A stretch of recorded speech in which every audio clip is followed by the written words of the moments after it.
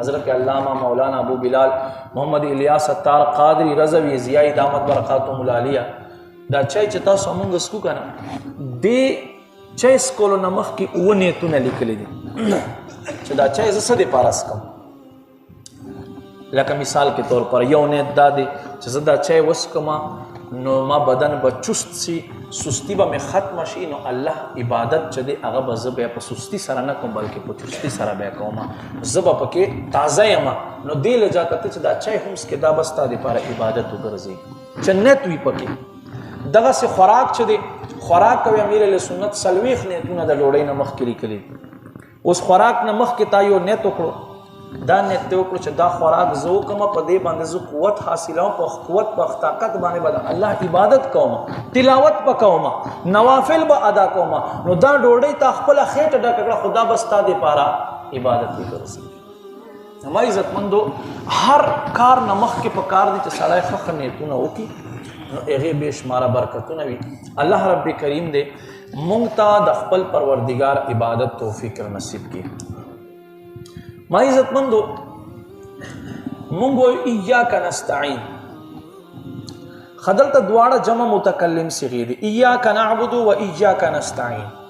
یا الله مونږ ته عبادت کو او مونږ خاص تانه مدد غواړو دنه دا مسله معلومه شو چې تاسو مونږ په جمع سره کوئ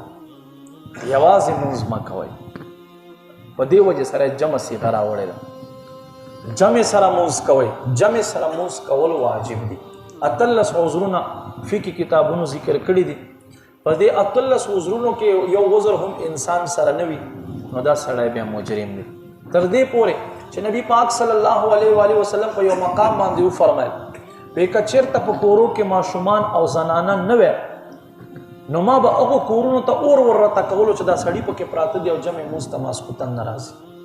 او نبی علیہ السلام فرمای د منافق سړی نه خدا دی چې د باندې به دوه منځونه درانوي یو د ماسکوتن او یو د سحر منځ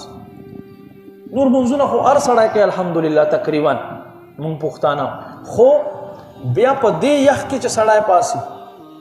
دا به غټ جهاد دی نو ما عزت مند کوشش کوئ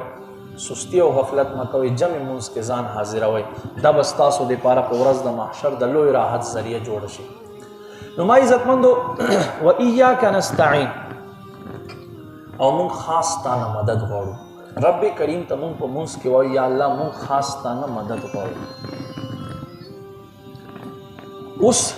عبادت کې د بل چا خیال راوستو